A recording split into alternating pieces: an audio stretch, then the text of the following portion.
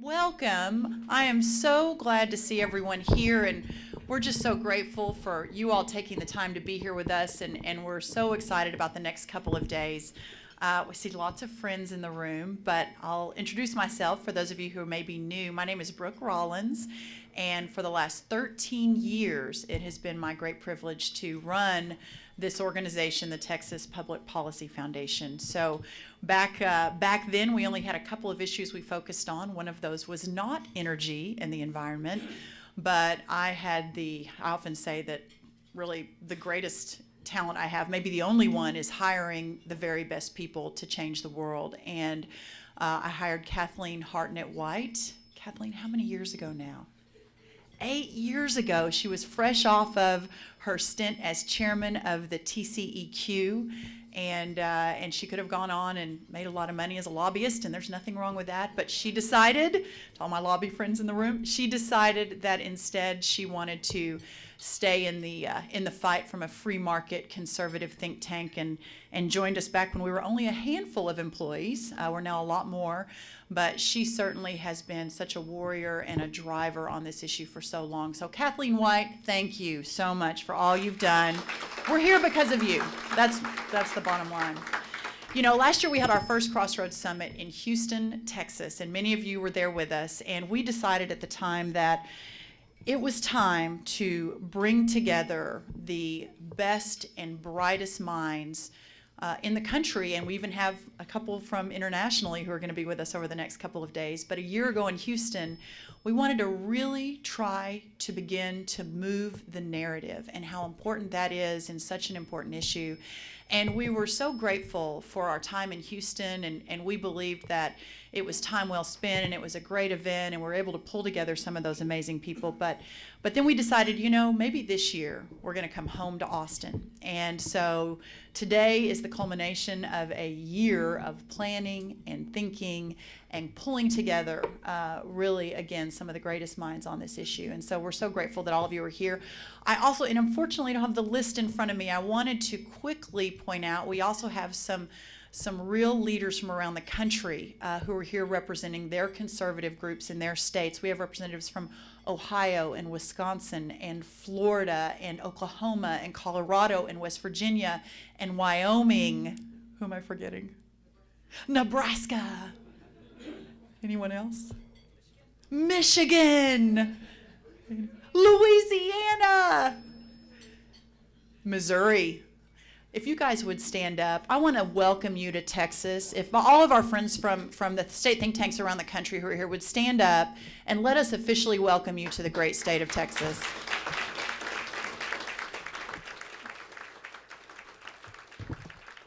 Not everyone may know, but the Texas Public Policy Foundation is one of 65 state-based conservative public policy organizations that's based around the country. And we have one of their vice presidents with us today, Jennifer Butler, who is right here, all the way from Washington, D.C. And really, it's encouraging to know and to understand that while we're in Texas and we're certainly in the crosshairs of what's happening with the regulators and the bureaucrats from Washington, but that there are friends and that there is infrastructure across the country from which to fight back and to say no more. So thank you all for being here. At this point, I'd like to invite the chairman of our Railroad Commission, David Porter, to the podium to bless the food. Just a quick word while he's coming up. He was elected statewide by the people of Texas in 2010, serving a 6-year term, and elected as chair by his fellow commissioners in 2015. He is a leader in this area in the oil and gas industry across the country and has numerous awards, including Man of the Year by the Oil and Gas Year, Eagleford, Texas 2013, and recognized around the country as such a leader in this arena. Please help me welcome Chairman David Porter.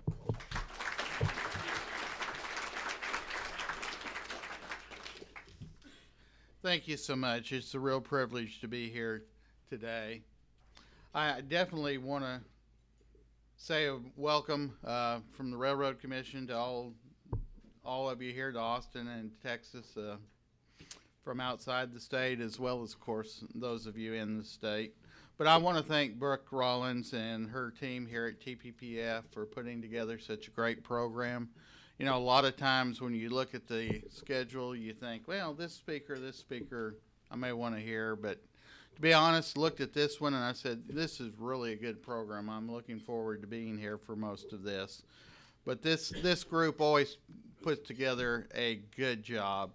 The TPPF brings together thought leaders to spur a dialogue that stands up to the federal government as their actions threaten the energy revolution that has ushered in our modern times. The TPPF's work is important to the state of Texas, and this second summit on energy and climate policy will no doubt further the discussion on issues that impact every Texan in a positive way.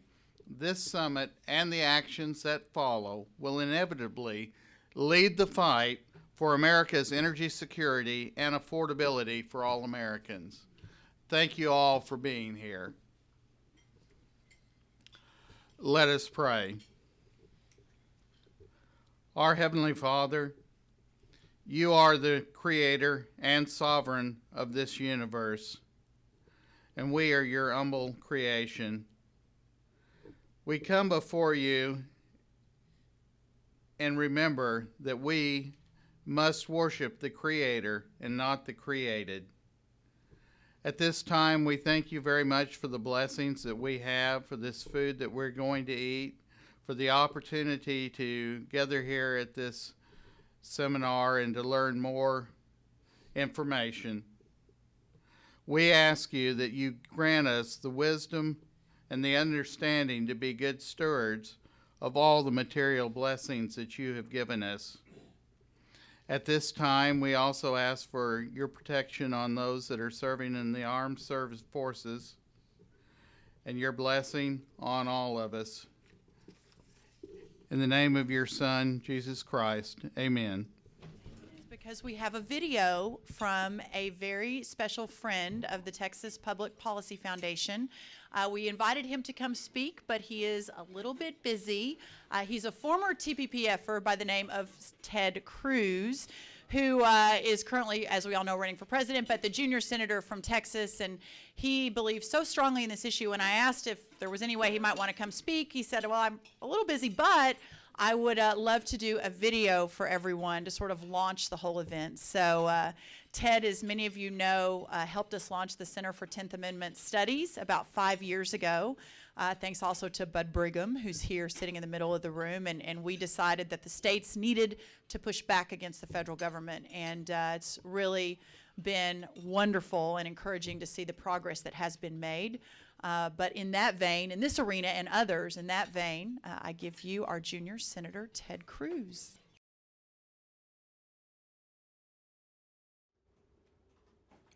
God bless the Texas Public Policy Foundation. Thank you so much for inviting me to speak at your second annual Crossroads Summit on Energy and the Environment. The work of the Texas Public Policy Foundation is critical. Your excellent research provides the intellectual ammunition necessary to combat the left's fear-mongering and scare tactics. What you started at the first Crossroads Summit last year, and what you continue to do at this one, is to reclaim what our country should be. Your gathering today is particularly important because it represents a science-based, liberty-inspired alternative to the alarmism and big government schemes that Washington seeks to impose on hardworking Americans. One of the worst examples of the left's scare tactics is the lies they continue to spread concerning the issue of so-called global warming. And to fortify these mistruths, the Obama administration has sought to impose as many job-killing regulations as possible. One way the Obama administration seeks to attack affordable energy is with the EPA's so-called Clean Power Plan. Don't be fooled. The regulation is neither clean nor that it really have anything to do with power, other than the administration's power to harm our economy and energy production. But it is a plan to control energy generation from sea to shining sea, to halt our nation's material progress and to diminish liberty in every American home and community. You don't have to take my word for it. The Clean Power Plan would, by the admission of its own proponents, purportedly reduce the effect of climate change by an infinitesimal fraction. A century from now. Even if you believe its proponents' claims, its effects on their face are so minuscule as to not remotely justify the cost. And the cost is not just monetary. The Clean Power Plan outright disrupts the constitutional order upon which our liberties depend. That constitutional order is a prerequisite for American prosperity. It's no accident that this regulation would damage both. The President's radical attempt to destabilize the nation's energy system is flatly illegal. And unless it is invalidated by Congress, struck down by the courts, or hopefully rescinded by the next administration, it will cause Americans' electricity costs to skyrocket at a time when those who are struggling can least afford it. What the Obama administration is doing to harm the American economy is the sort of power grab that our founders would have recognized as tyranny. That's why I've worked so hard to lead the fight, urging members of both parties, including Democrats who represent communities that will be devastated by this reckless policy, to stand up against the administration's dangerous agenda of economic decline. For this reason, I reintroduced legislation in the Senate called the American Energy Renaissance Act. It's the most comprehensive, the most aggressive, the broadest energy legislation submitted in Congress.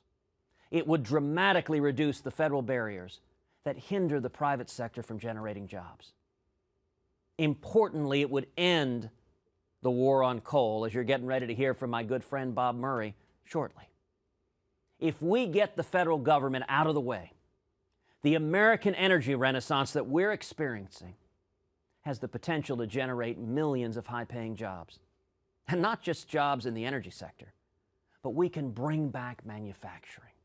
We can bring back heavy manufacturing, bring back industries like the steel industry, and compete with foreign nations like China, not based on low-cost labor. Lord knows, we don't want to compete based on low-cost labor, but compete based upon abundant energy resources God has given us here at home. The best way to combat the President's lawless actions is to speak truth to power. That's why this gathering is so critical. The Crossroads Summit is a gathering of defenders of the American way of life, the prosperity it creates, and the dreams it sustains. Finally, I want to say a word about the Texas Public Policy Foundation. A number of years ago, I received a call from my good friend Brooke Rollins. She shared with me her concern over the deterioration of state sovereignty under the 10th Amendment, and she wanted to do something about it. She asked me to help found and lead a center on the 10th Amendment. And furthermore, she asked, would I accept her competitive salary of $0 a year? Of course I said yes. Because Texas and America are worth the sacrifice. Because the Bill of Rights and the 10th Amendment matters. And because this foundation, under Brooke's remarkable leadership, has become so extraordinary. Brooke is a rock star. Thank you for everything you do, Brooke. It is a privilege to work with you and to work with everyone at TPPF. Thank you all so much for being here. There are so many friends and leaders in this room who have committed their lives to standing up for truth and for the law, governed reason that is fundamental to a free society.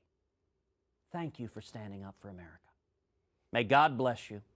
May God bless Texas. And may God bless the United States of America.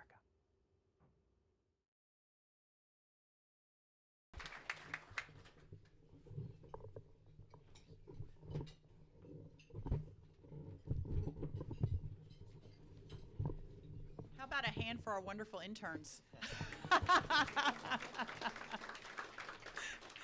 never a dull day here at the Texas Public Policy Foundation. Thank you so much to Senator Cruz, clearly, and it rings true when he says at the end of his comments that there are so many in this room that are committed warriors for freedom and for liberty.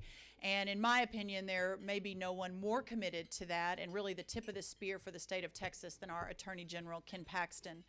He was first elected in 2002 as a Texas House member, and that's right around the time that I joined the Texas Public Policy Foundation. And so together, for many years, we have worked to make Texas, along with so many others, but have worked to make Texas the leader that it is today in so many arenas. Once elected, of course, Ken, and you probably have noticed, has been very busy protecting the 10th Amendment, fighting efforts by President Obama and his administration to infringe on our state sovereignty, working with attorneys general from around the country, those who are aligned in our ideals, to do the same in their states. And again, I'm not sure there's anyone more committed or anyone, again, at the tip of the spear more than our wonderful Attorney General. Please help welcome my great friend, Ken Paxton.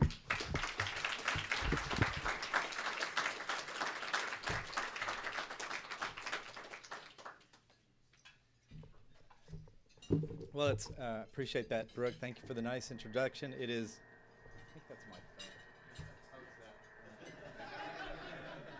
It's great to be here. I appreciate the lunch also, Brooke. It seemed like a very healthy lunch. I've been trying to eat more healthy. And I noticed that, well, at least I think President Obama may be on a diet. If you'll notice, it looks like he's losing a little weight. And I think I have proof of that, even though he hasn't announced that he has a new diet. The proof is that Putin's been eating his lunch. Not a bad way to start a little speech. You know, I know it's my job to speak, and I guess your job to listen. Hopefully we'll finish at the same time today. But I will say that Brooke did come in about the same time I came into the legislature. So my whole life in the legislature, my whole life in public service, TPPF has been here under her leadership. And I can tell you, I don't think Texas would be the same. How many of y'all were at the Dallas Gala? Raise your hand. A few of you. Well, normally, most recently, I've been fortunate. I've been having my wife introduce me. She's written a song that she got to sing at the reception called, it's a little bit about her, a little bit about me. It's called Pistol Packin' Mama, My Husband Sues Obama. So it kind of fits in with my theme here today. I can tell you this, when I was thinking about deciding to run, one of the people that I came to talk to was Brooke. I talked to other leaders around the state. And what motivated me was what I had already seen in the Texas legislature was many of our actions when I came into office were based on what was going on in our state. And I noticed over the period of time that I was in the legislature, 12 years, both in the House and the Senate, that more and more we were dealing with federal issues. And it just seemed like as Texas leadership was changing, we were at a critical stage, and we needed to elect leaders who would stand up and fight the federal government. So I'm grateful that I've had the opportunity to start serving.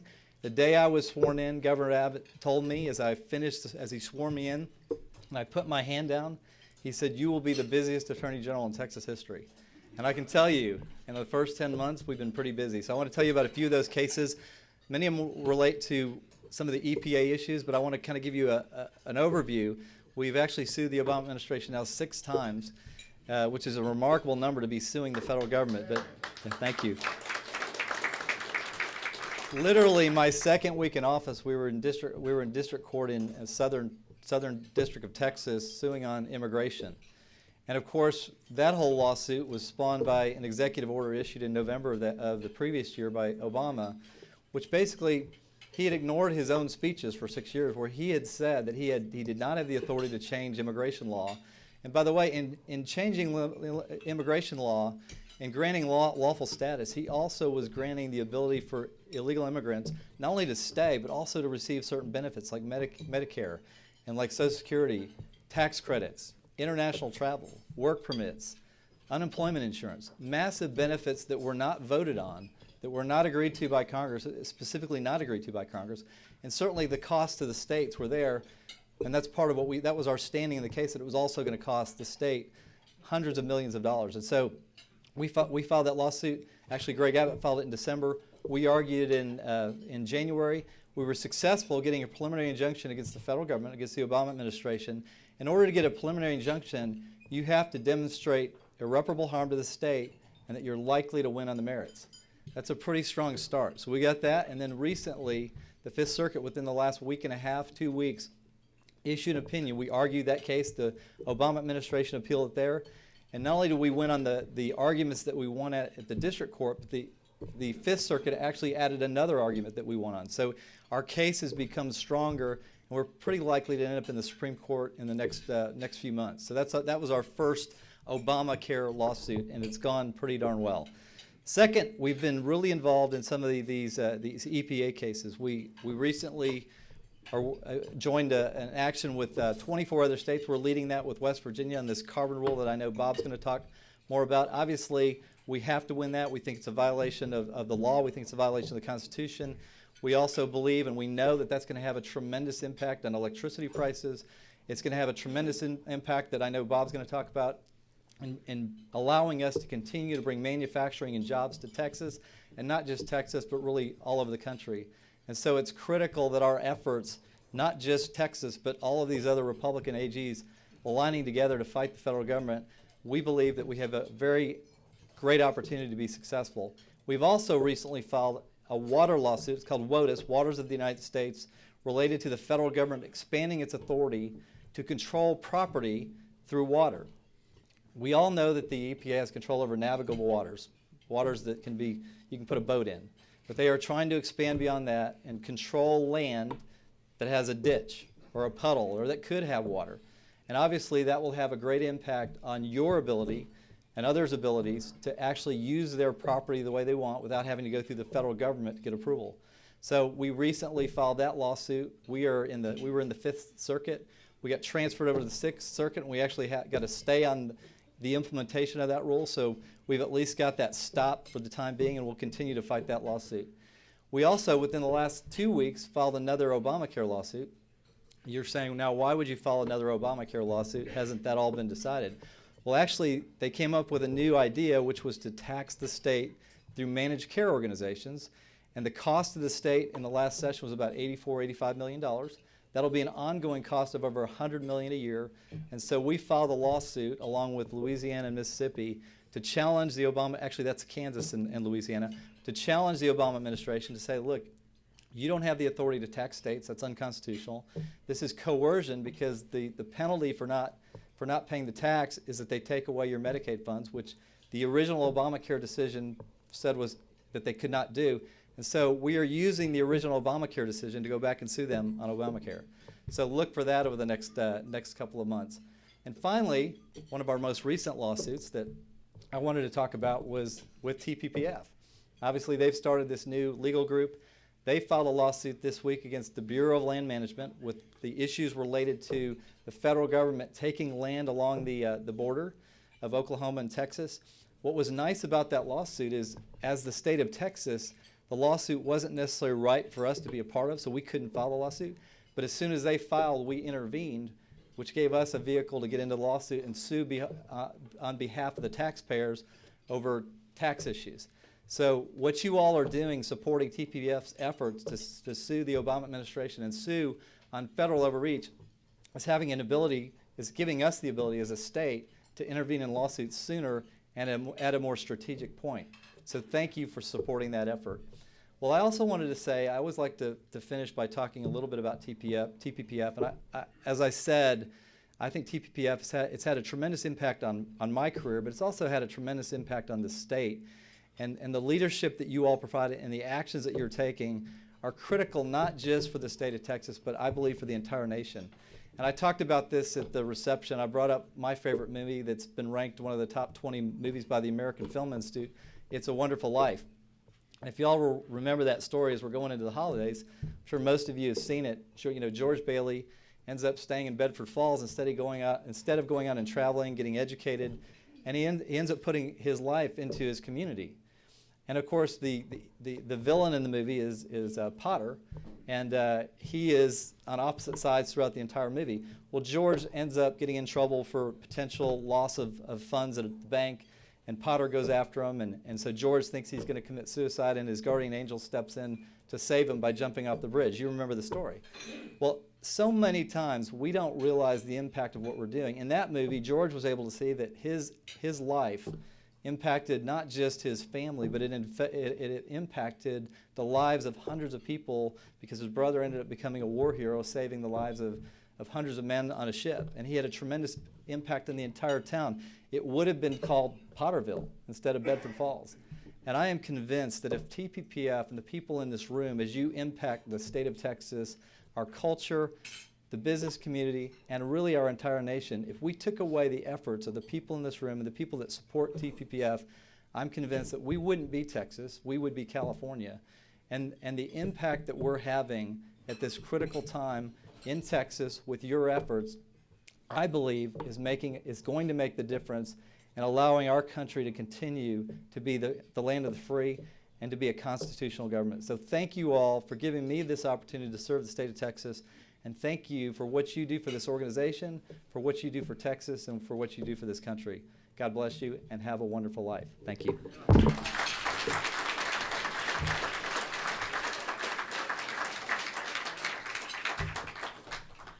Thank you, General Paxton. It's very humbling to hear those words, and we're very grateful. And certainly it's the work of so many hands over many, many years. But we're very proud of the Texas that is today, and certainly are encouraged by the opportunity to lead into tomorrow as we work to reclaim America. So thank you. Now it is my great privilege to introduce, he said, all you need to say is that I'm an old coal miner. And I said, now, Mr. Murray, we're going to say a little bit more about you than that. And he said, no, only say that I am an old coal miner. So with that in mind, our keynote speaker for today, Mr. Bob Murray, has joined us from Ohio. He's the founder, chairman, president, and CEO of Murray Energy Corporation. Murray Energy, along with its subsidiaries, produces 87 million tons of coal annually and employs approximately 8,000 people. He was president and CEO of North American Coal Corporation, where he served for 31 years. He has had a 58-year career in the mining industry, receiving too many awards to list. He holds a Bachelor of Engineering in Mining from The Ohio State University, is a licensed professional engineer and private pilot, and his story will move you because what he has faced and what he has done and what so many people don't want to do, which is stand up and say no more, is incredibly inspiring. Please help me welcome one old coal miner from Ohio, Mr. Bob Murray.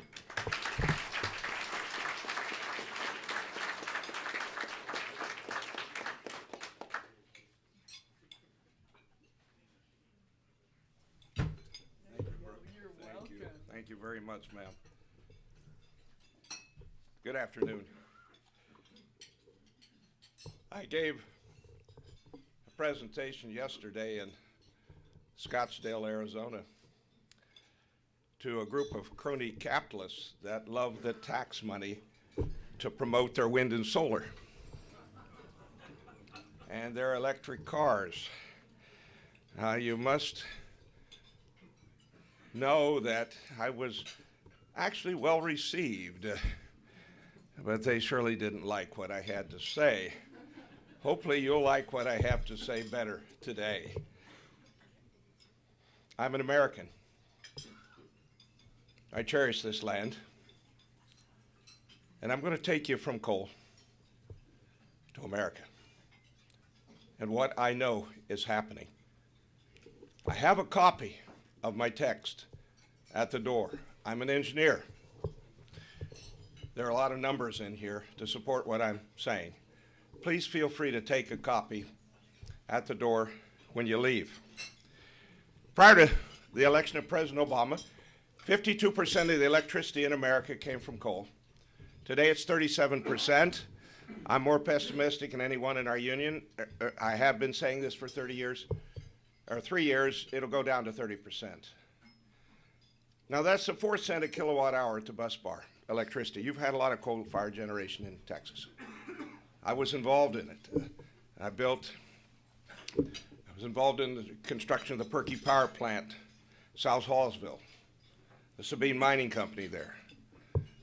I know exactly where the Malakoff and Cayuga Rivers are. And I built operations there. My son worked for Enron. And I told him, son, go there they'll teach you things that I could never teach you. And I had no idea how prophetic I was. He was there a few weeks and he said, "Dad, you can't believe this place.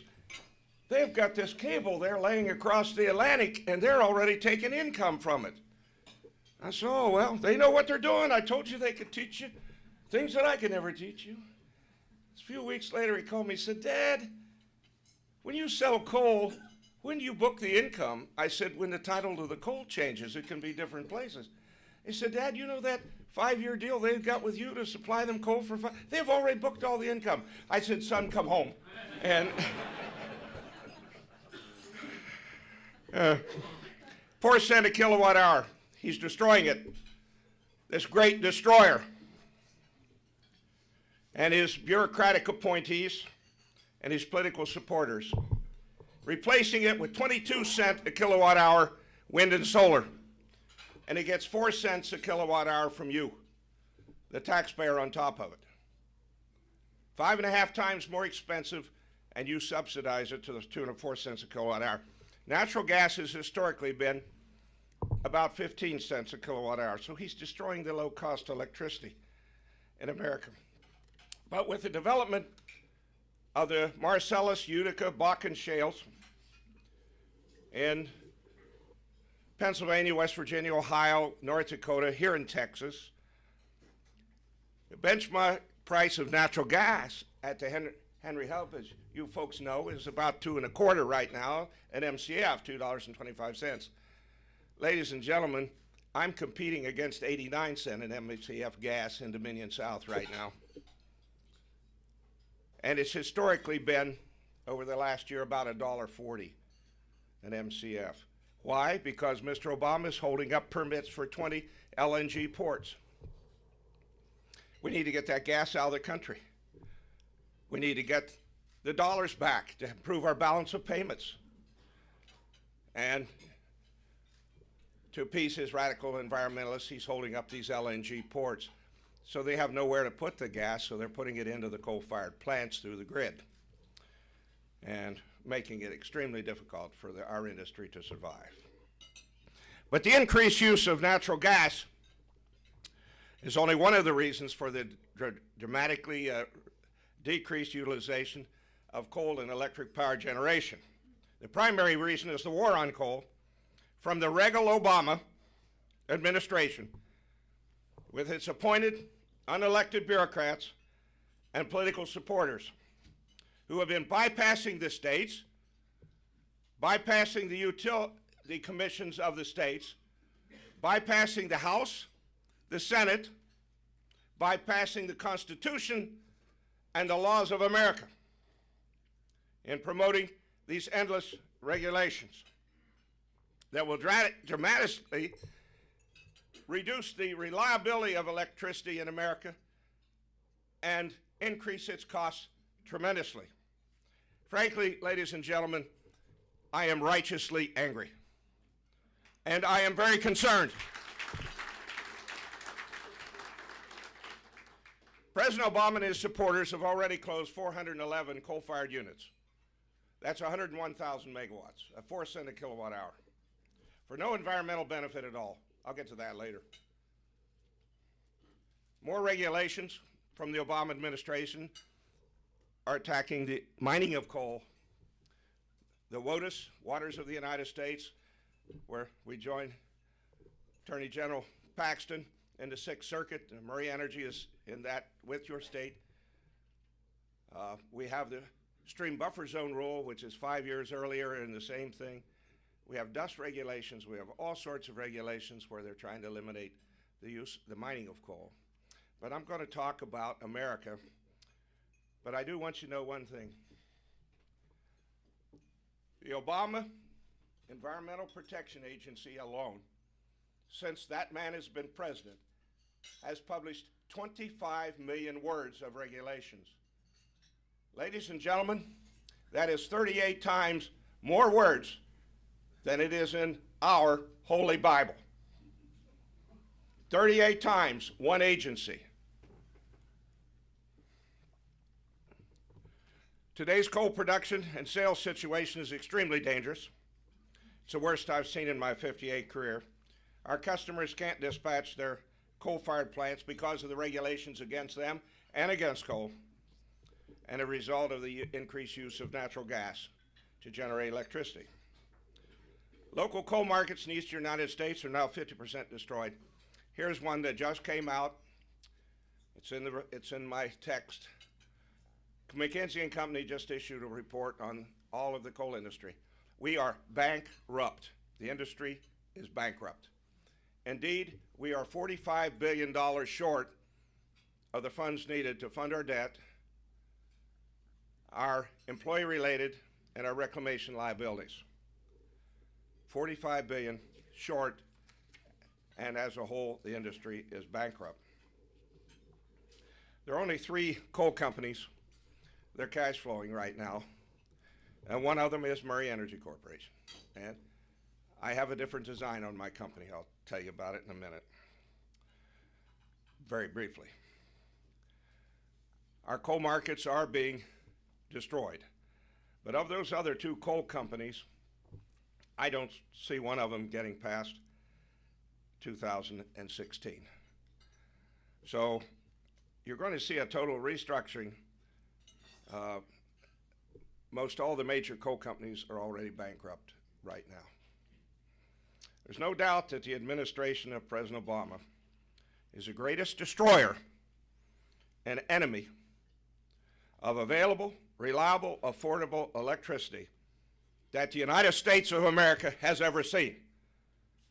Reliable, low-cost electricity is a staple of life. Ladies and gentlemen, when I was 9 years old, my dad was injured in a mining accident that left him paralyzed from the neck down for 21 years. Yes, paralyzed from the neck down when I was 9. Mother had cancer. My sister got married and left home. I know what it is to be poor, very poor. I supported them from the time I was 16. The people in Little Bethesda, Ohio, the village, gave me 32 lawns to mow. And that's how we lived. And I have great compassion for people who cannot help themselves. I don't have a lot of compassion for people that won't. There was a newspaper article the other day, a poor child in India, dirty, starving, distended stomach, trash all around, and the caption said, "This child doesn't need a solar panel." India, half the homes don't have a light bulb for heat as well as light. They have lots of coal. They have no other way to get that light bulb. And this president is condemning, and his supporters, as you know, they just came out in Wall Street yesterday. They've now got a coalition of companies that are not going to finance any more coal-fired plants around the world. Just yesterday, he had worked a deal the week before with Japan, had been doing most of the financing. So they're condemning these poorest people on the planet to abject poverty. To me, ladies and gentlemen, that is evil. That is evil.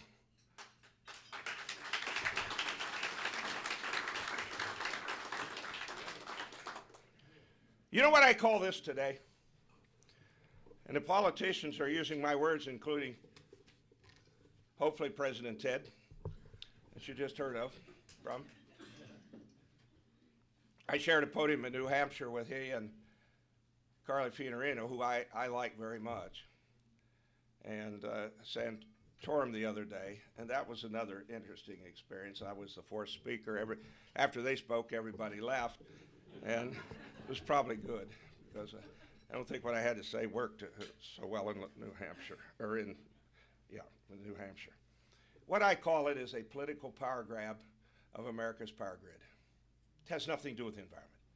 A political power grab of America's power grid. Look, folks, if you want to change this country in a diabolical way, and I have a feeling there aren't many in this room that don't think that that's what Obama's all about, then get control of the availability, the reliability, and the affordability of electricity. And you've got this country. Put the federal government in charge of it, and particularly the U.S. EPA, who knows nothing about the power grid. And that is exactly what is happening. There is no doubt about it. I'm seeing it every day.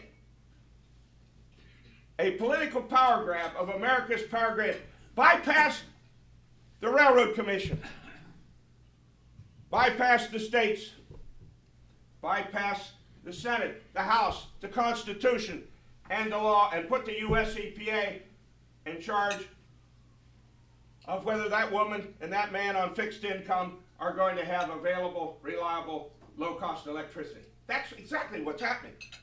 I can't believe how far this has gotten in 5 years. I'm seeing it. I'm an expert. I've been selling coal to electric utilities for 58 years. I know as much about operating an electrical generating company and the power grid as just about anyone.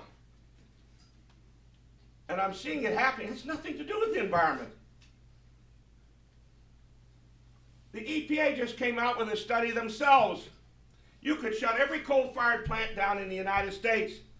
It would affect global temperatures 0.016%. Ted alluded to it. He just didn't have the number. I'm the engineer. 0.016%, almost immeasurable. You could shut all the coal-fired plants down. You saw Obama the other day up in the Arctic. I don't know how many hundreds of thousands it took to fly Air Force One up there, standing in where this glacier had melted. What he didn't tell you, ladies and gentlemen, is that glacier's been melting since 1815. And then he says the Arctic ice cap is melting. What he didn't say is the Antarctic ice cap is larger than it has ever been since they started measuring the size of it in 1979. Those are facts, not politics. Has nothing to do with the environment. The sea levels in recorded times have varied 3 sheets of paper. I can't tell you how many millimeters that is, but it's the thickness of 3 sheets of paper in recorded time. The Earth has actually cooled from satellite measurements for 19 years. It has nothing to do with the environment. It has to do with federalism. It has to do with putting control of the United States in Washington, D.C., bypassing the states, the Constitution of the states, the U.S. Constitution. This is the United States of America, folks, and he's destroying it. But you got to understand, Hillary Clinton's going to be worse. She's already said so.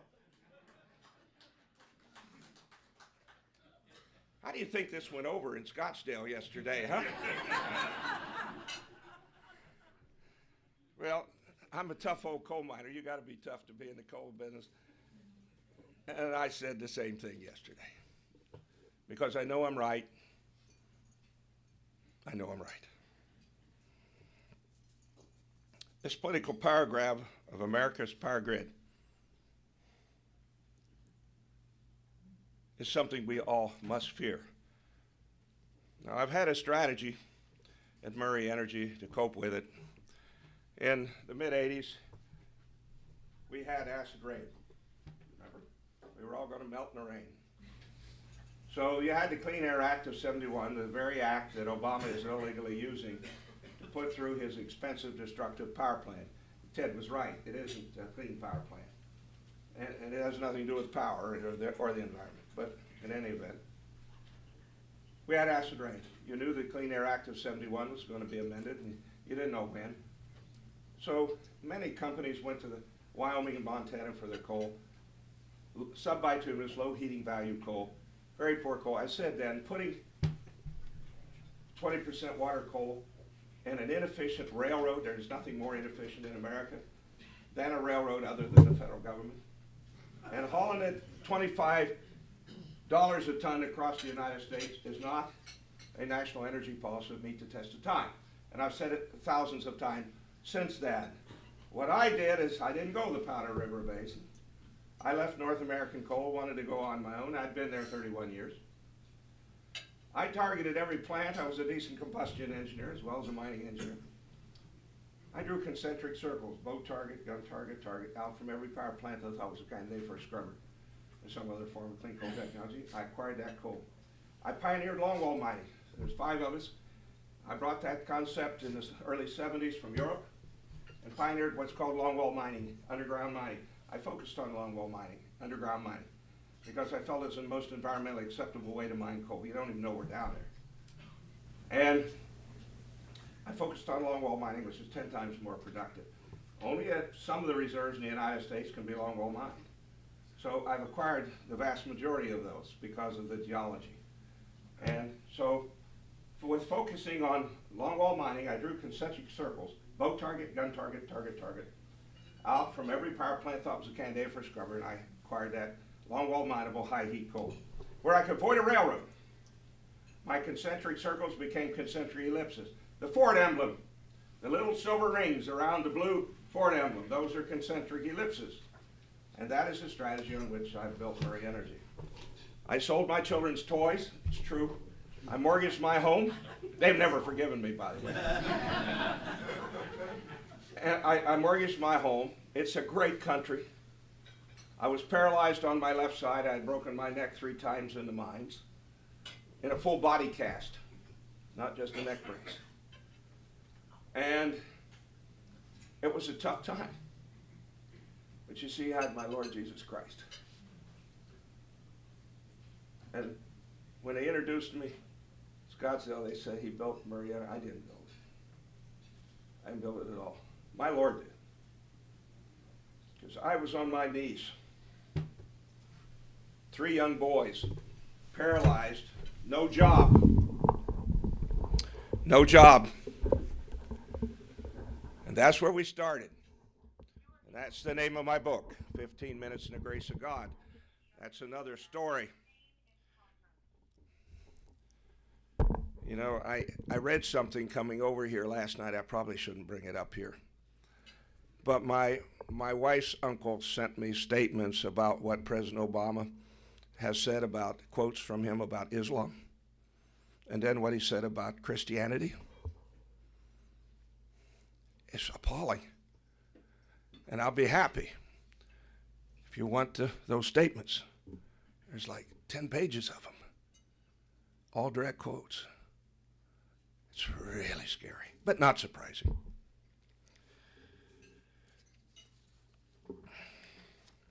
Today we have 8,400 employees. I'm proud of that because Penn State says for every job in the mines we create 11 in the communities, so that's 100,000 people working. In the United States, I have 2 mines, part of a railroad and a port in Colombia, South America. We operate 26 towboats on the river system, 600 barges, have 5 transloading facilities. My international operations are based in London, and we export coal all over the world. I'm going to stop about us because I want to talk about America. Before Mr. Obama was elected, the U.S. coal industry produced 1.2 billion tons a year. I predict, and I've been more pessimistic than anyone, it's going to go down to 700 million tons. We have a plan to survive in that with our concentric ellipse strategy, being the low-cost producer, which the longwall is, of the highest heat coal, and where I could avoid a railroad and focused on water transportation or truck transportation, my concentric circles became concentric ellipses. That's our strategy. One of the most overreaching efforts of the Obama administration is the so-called Clean Power Plan. I call it the destructive, expensive power plan.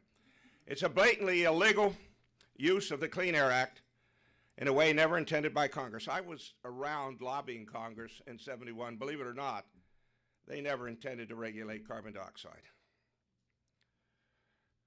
In response, Murray Energy has filed 6 lawsuits, and General Paxton and I were talking about them. Murray Energy Corporation, they are styled Murray Energy. I've been joined by 26 states, including Texas. Thank you very much, General Paxton. We have 6 lawsuits against this power plant. We lost on June 8th. The D.C. Court of Appeals ruled that it wasn't ripe yet, that it hadn't been filed in the Federal Register. Well, that's what Obama was doing. He was gaming it. He was delaying the date on which he was filed. So we lost. So finally, they got it filed on October 23rd. And our cases went back in with the 26 dates. There are 6 lawsuits. Ladies and gentlemen, Murray Energy and your state are going to overturn this whole Clean Power Plan. Let me tell you why. I already have. We had another case called the Utility Act, which I'm sure General Paxton is very, very aware of.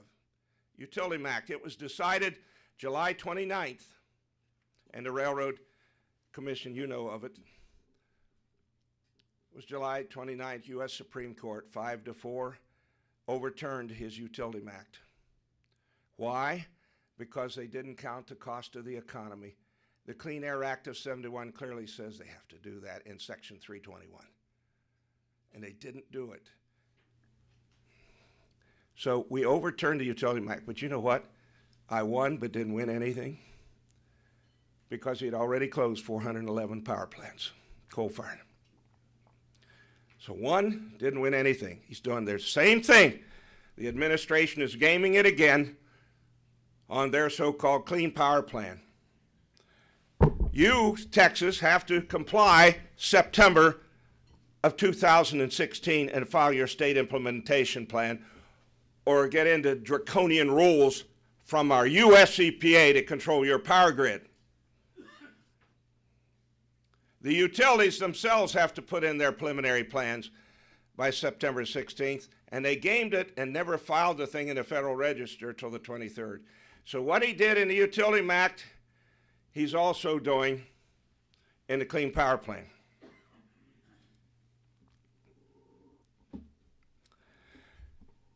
But we will win. We already have on one of the 6 arguments that we have in the Clean Power Plan. We'll also overturn this at a good time as you see the United Nations climate change, COP21, taking place in Europe. Now, Mr. Putin has already said climate change is a fraud. That's his words. And it's something being used by the United States to get control of developing nations, including Russia. Those were exact words. The head of the climate change conference from Morocco has said none of the European Union countries are going to be held to whatever comes out of it. There'll be no European Union held to whatever commitment they made. China, last week it was revealed that they have understated their CO2 emissions by 17%. Their emissions are 800 million tons a year. And the Clean Power Plan, or a month, 800 million tons a month. The Clean Power Plan will reduce our emissions 550 million tons a year, and they understate it 17%. Now, ladies and gentlemen, this errant president is going to go over there and make all sorts of speeches about the United States is going to do this and that, and Kerry and all the rest, and Hillary, when we have all the developing nations, European Union, Russia, China are going to have a thing to do with this. China has said we'll commit to something in 2030. We're just not sure what it'll be yet. That's no commitment. That's exactly what they committed to. So we have these problems. And I feel like hiding for the next couple weeks as this UN conference dominates the media. But I don't think anything will come out of it. Yesterday, the Senate voted overwhelmingly with 3 Republicans, Kirk, Collins, and Ayotte voting against us, but 3 Democrats voting for us, Donnelly, Manchin, and Heitkamp, a resolution that can be used in Europe at the COP21 that the United States will not approve any kind of a treaty. So that is absolute proof to them, but Lord knows what will come out of the media. That was yesterday. I'm getting a sign back here from this gentleman to stop in 1 minute. Now, I'm not ready to stop. How many of you want me to stop? Huh? Okay, can I finish? Put the damn sign away. I'm not going to stop. I came here to say things, and I'd like to help you if I can.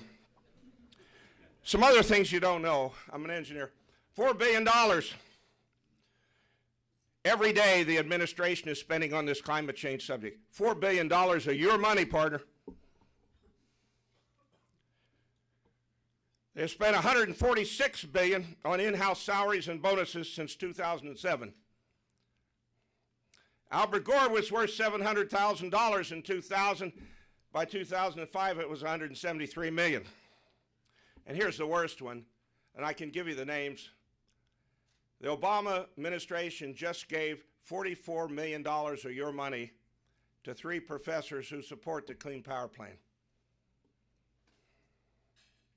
And then you have the NGOs, the Sierra Club, the Natural Resource Defense Council, American Lung. It's a revolving door between who are the administrators of the EPA are. And by the way, day before yesterday, Judge Bailey, Northern District of West Virginia, I get to depose Gina McCarthy next week, and I'm going to be sitting there.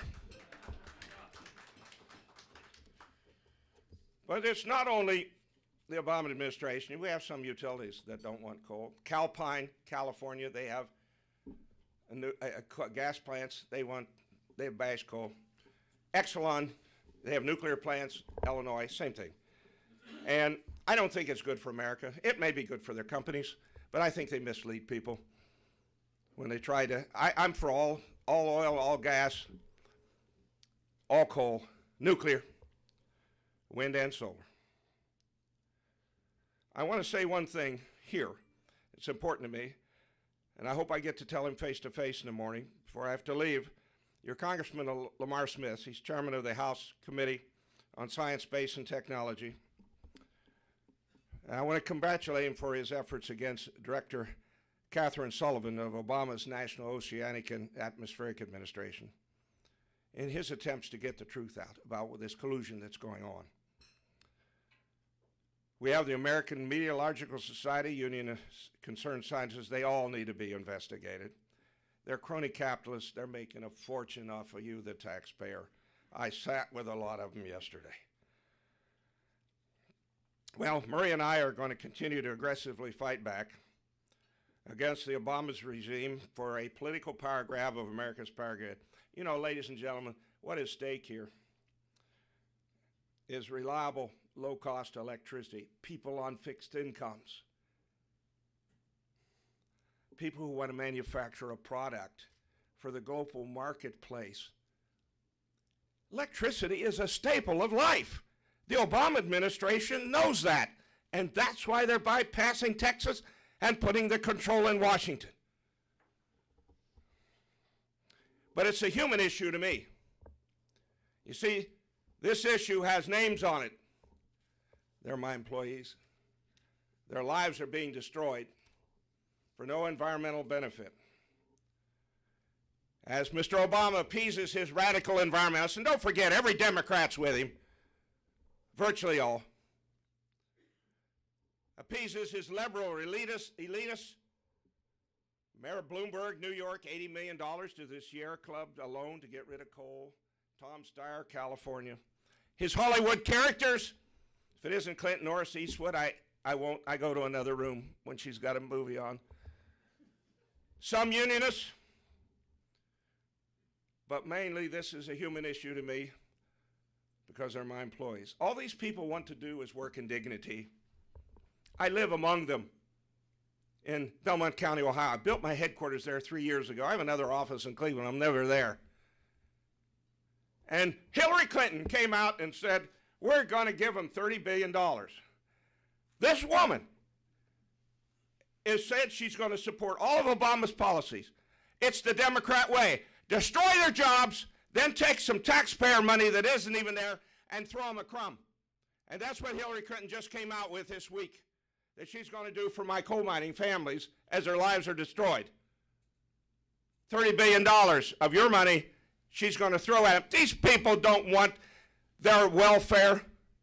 They want their jobs.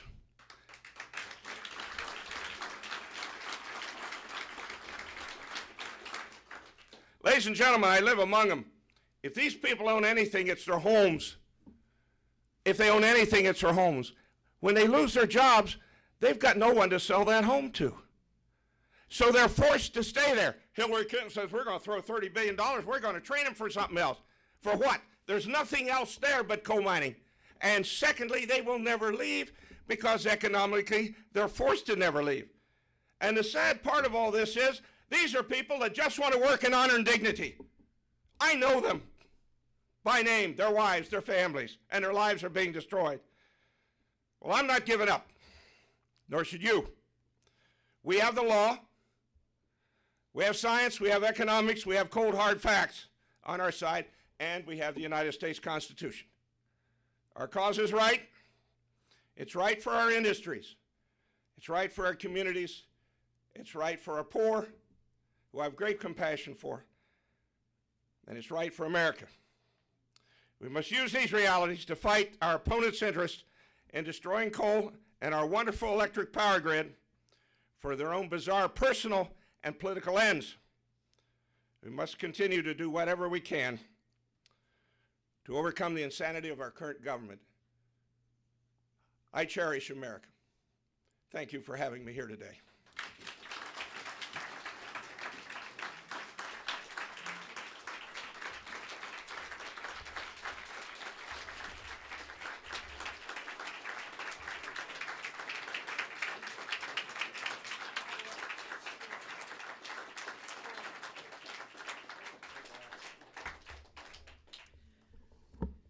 Mr. Murray, what an honor to have you here. The largest privately held coal company in the world he has built from nothing, and his rags to riches story is compelling and the American dream. But in my opinion, even more compelling is his willingness to fight for his country and for his beliefs and for his people. So God bless you. Welcome to Texas, and thank you for being here. Thank you.